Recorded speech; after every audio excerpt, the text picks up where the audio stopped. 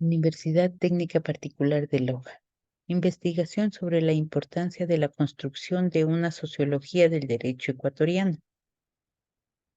La sociología del derecho, la rama de la sociología del derecho, tiene como base que la constituye el dar proximidad al derecho desde diferentes puntos de vista, apartándose de lo habitual, es decir, tener una visión más completa del derecho, identificándolo como una acción social y analizar los lazos que genera con con lo jurídico a través de todo el sistema y sus demás ramas como los sistemas económicos y políticos.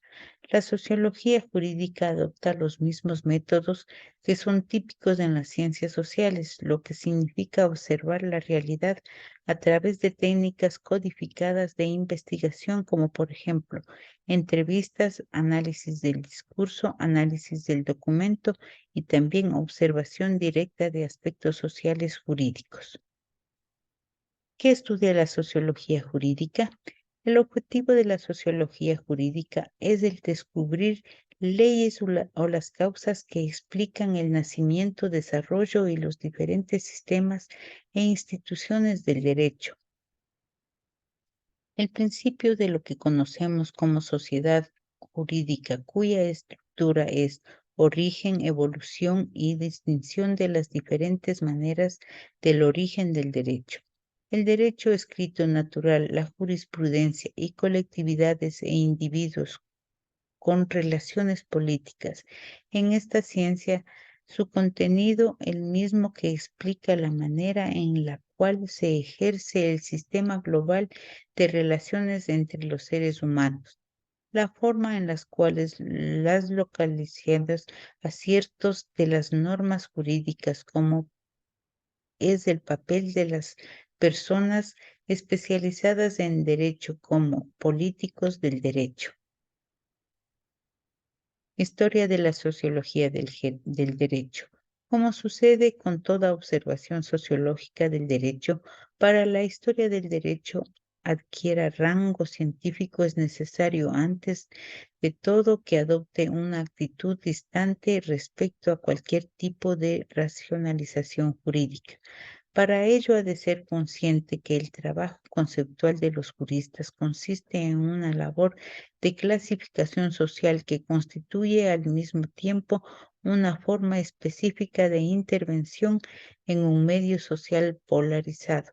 Esto resulta pensable si se tiene en cuenta que la fuerza y el carácter vinculante de las toxomanías y jerarquizaciones inscritas en la producción de los juristas se deriva justamente de una oferta de pacificación social que hacen estos en base a su propia autoridad y a la vista de unos intereses que se encontrarían primordialmente en conflicto. A partir de aquí se ha de considerar preferentemente al derecho como un producto social conformado según las estructuras de disposición y los mecanismos de funcionamiento y transformación del campo jurídico. En consecuencia, y pensando en la estrategia a seguir en el análisis histórico jurídico, resulta obligado dedicar atención a esta lógica social de la tecnología empleada y del saber desplegado por los juristas.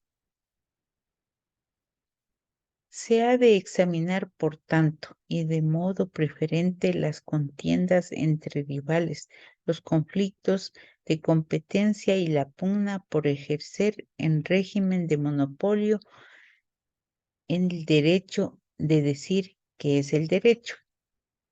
Todo ello, y por parte además de unos actores que resultan ser especialistas en la cuestión del orden y que se encuentran funcionalmente organizados según un principio de división del trabajo.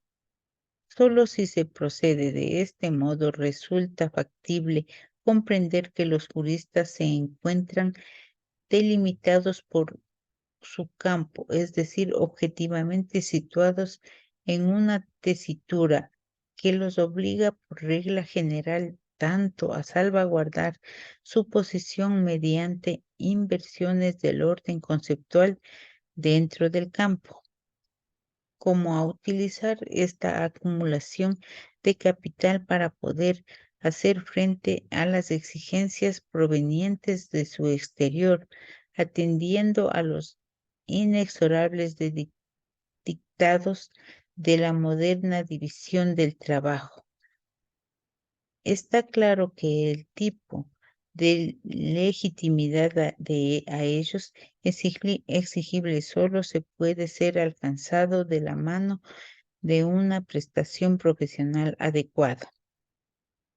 De lo que correlativamente se sigue en sinfín que vayan a ser los juristas los encargados en principio y cada vez en mayor medida de poner a funcionar de un modo profesional la creencia social en tal división, a pesar de la precisamente porque está siempre eh, es arbitraria y se hace cada vez más desproporcionada.